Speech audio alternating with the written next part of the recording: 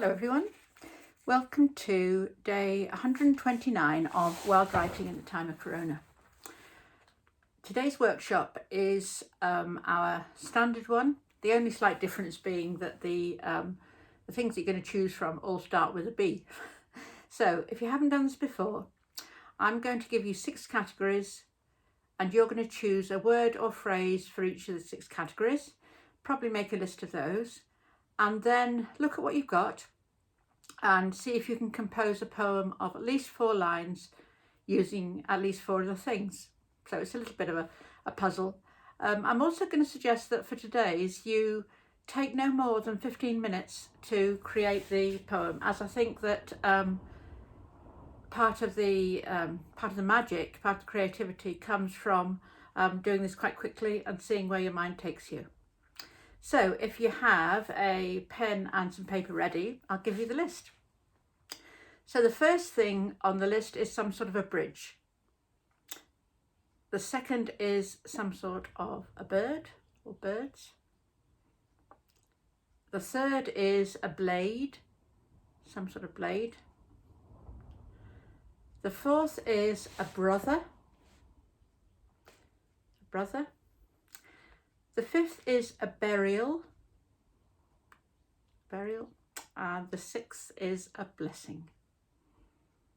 Just go through those again. So we have a bridge, a bird, a blade, a brother, a burial, and a blessing. So you make a list of those 6 things and just see how you put them together. As I say, try and do it quite quickly. Don't worry too much about where it's going. Just try and get the content right.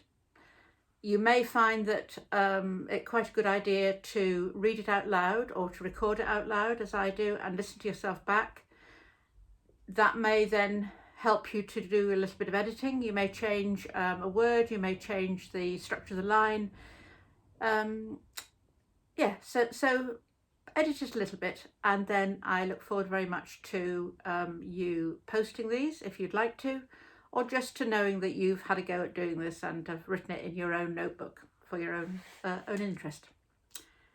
Anyway, I'll share how I arrived at my poem today. So the bridge was an old metal bridge, wasn't quite sure where. The bird, I went for a big bird. I went for an eagle or possibly a buzzard. I wasn't sure, but I wanted a big bird with a big wingspan. The blade, I decided it was some sort of ceremonial blade, and possibly the blade that you might use for sacrificing an animal. The brother was a youngest brother, left behind after there'd been some sort of accident. I wasn't sure what. The burial was, again, I wasn't, I'm never very certain about these. The burial was a burial very quickly after a death, like the next morning after a death, which I know happens in certain countries. And the blessing was peace be with you, which is said on many occasions by many different religions. So I had all of those, and I wasn't quite sure of the where it was going. I knew I didn't want to do it first person, and as you know, if you've been following these workshops, quite a lot of the poetry I do write first person, and then I shifted to third. But this one began in the third person and stayed that way. And I also wanted to try and give an idea of different perspectives. So I tried to combine the perspective of the bird with what was going on. I'll read it to you and then I'll maybe talk a little bit more about it. So, crossing the rusty metal bridge, basking buzzards circled the walkers. Eyes in the sky saw humans pass by, followed by a limping youth, arms akimbo, as he seemed to lurch into each step. To the youngest, the last born, this day alone. The burial party gathers. The white goat is ready. old blade on a young neck. Pearls of blood drop down the chest. Peace be with you. Men's voices rise with the thermals. Eyes in the sky. Life passes by.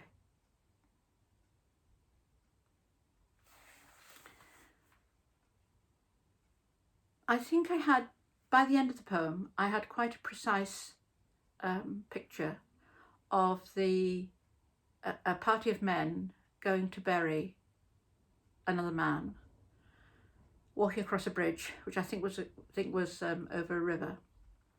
It was a very hot morning. There were buzzards in the sky, and the youngest brother, the one with the limp, was following afterwards. And at the ceremony there was a goat's throat was cut, and the wish was for the brother who had died to be at peace in Jannah, which is what you would hear said at a Muslim burial.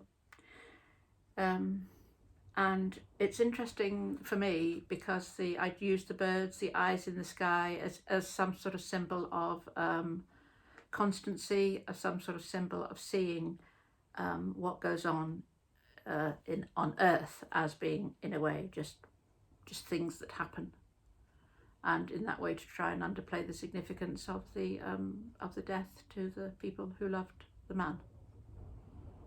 Anyway, that took me on quite an interesting little journey, and I hope that your poem does with you. And I look forward to reading them. Please don't hesitate to email me your poems if you'd rather do that, or to post them on the Facebook post, or indeed on the YouTube post as well. So for today, I'm going to say goodbye, and I'm going to wish you well until the next workshop in a couple of days. So goodbye for now.